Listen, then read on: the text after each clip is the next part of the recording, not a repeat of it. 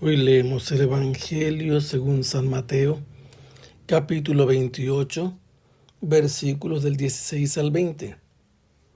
En aquel tiempo, los 11 discípulos se fueron a Galilea y subieron al monte en el que Jesús los había citado. Al ver a Jesús, se postraron, aunque algunos titubeaban.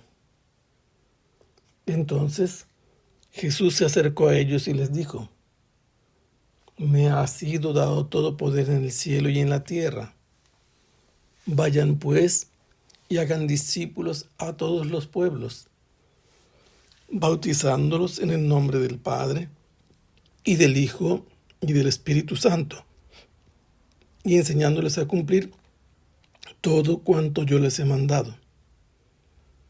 Y sepan que yo estoy con ustedes todos los días hasta el fin del mundo.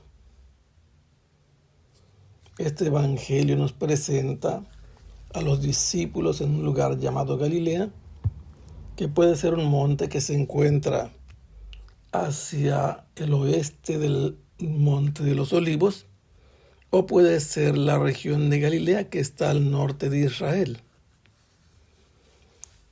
Se nos dice que subieron al monte en que Jesús los había citado, y esto ratifica que puede ser el monte de los Galileos.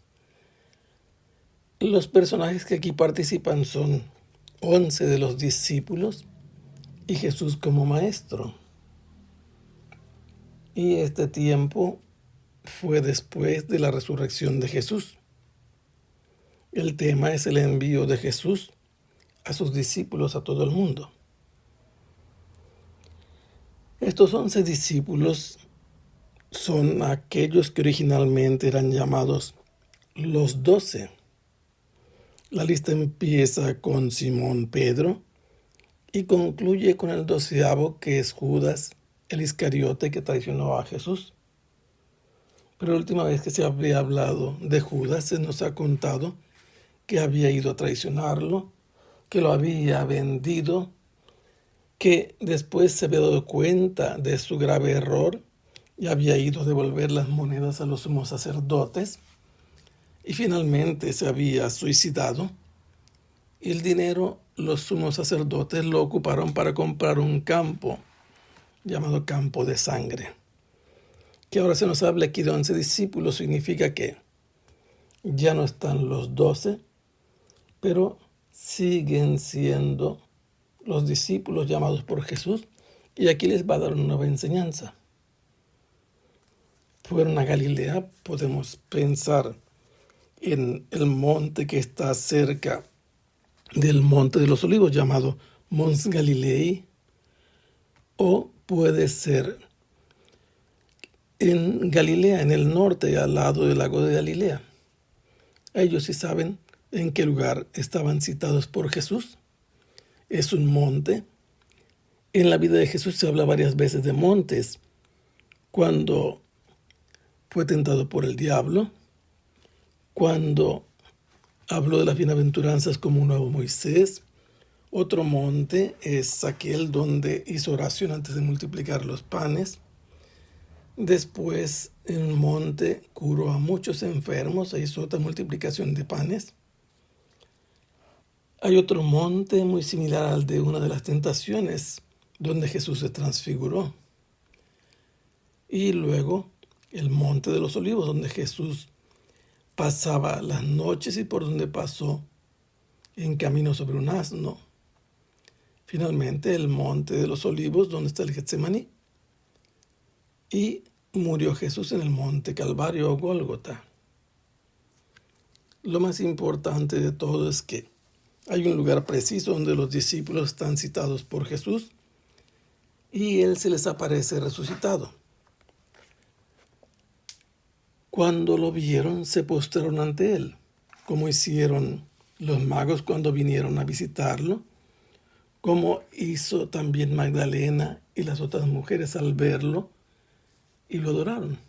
Los 11 también se postran y lo adoran a Él que está resucitado, pero algunos tienen dudas. Las dudas pueden ser que dudan que esté vivo, que creen que es un fantasma como ya les ha pasado, como la misma María Magdalena en el Evangelio de Juan parecía para ella que era el jardinero, como los de Emaús que no eran capaces de reconocerlo y veían en él un forastero, o cuando se apareció en el lago de Tiberíades y los discípulos no se dan cuenta que era el Señor.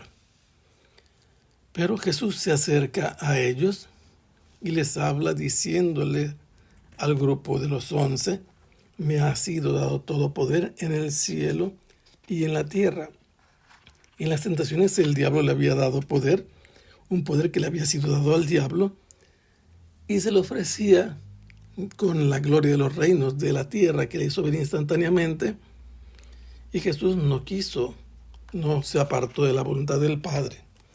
Ahora que ha resucitado, Jesús tiene poder sobre todo el universo, y ahora ya resucitado manda a sus discípulos que vayan y que hagan discípulos a todas las naciones.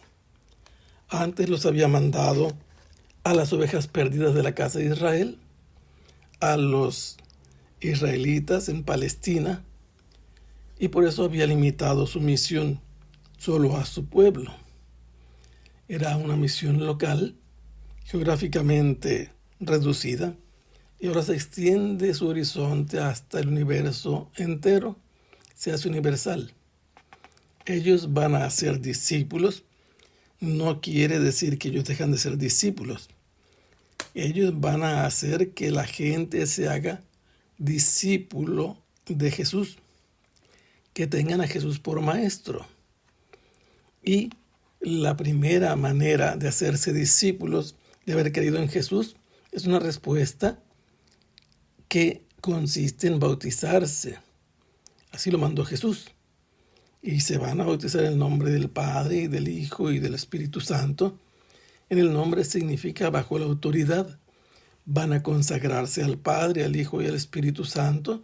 Van a ser propiedad o protegidos por el Padre, por el Hijo y el Espíritu Santo. Y esta fórmula además nos dice que el Padre, el Hijo y el Espíritu Santo son iguales. Y estos que hayan aceptado ser discípulos de Jesús tienen que aprender, tienen que conocer todo lo que Jesús ha mandado a los discípulos, todos sus mandamientos, y deben enseñarlos a cumplirlos y a conservarlos. Porque no se puede decir que se mantienen firmes en la fe de Jesús si se han apartado de su única iglesia. No pueden decir que son discípulos de Jesús si no han obedecido lo que Él ha mandado. Hagan esto en memoria mía, celebrar la misa. Jesús los ha mandado a enseñar todo lo que les ha comunicado y les garantiza su presencia, como hizo el Señor con Moisés cuando le dijo yo estaré contigo, al mandarlo a hablar con el faraón y a liberar al pueblo, como lo hizo con Josué cuando sustituyó a Moisés. Así lo hizo también con Gedeón cuando iba a liberar al pueblo, con el profeta Jeremías, e incluso con María cuando lo eligió como madre de Jesús. Es la promesa de una asistencia permanente para quienes Jesús ha enviado. Él es el Dios con nosotros y ha estado presente con sus discípulos todo el tiempo. Ahora se va a separar físicamente de ellos porque va a subir al cielo, pero les asegura su presencia de manera estable. No lo van a ver físicamente, pero Él les garantiza que los va a asistir en su misión todos los días hasta el fin del mundo. Y esto es importante para aquellos que dicen que son cristianos, que creen en Jesús y que dicen que Jesús estuvo en su primera iglesia y después la dejó. Si es así, entonces Jesús no ha cumplido su palabra y el Jesús en el que ellos creen sería un mentiroso. Pero como Dios es fiel a su palabra, Jesús es Dios, quien niega que Jesús esté en su única iglesia es un mentiroso. No es fiel a la enseñanza de Jesús, no está en la iglesia de Jesús, no es un verdadero discípulo porque no ha aprendido la enseñanza de Jesús. Nosotros tenemos que recordar que todo lo que Jesús ha mandado debemos observarlo, debemos cumplirlo, porque esto es lo que garantiza que somos sus discípulos y que Él está con nosotros hasta el fin del mundo. Que el Señor los bendiga. Hasta pronto. Sea alabado el Santísimo Sacramento.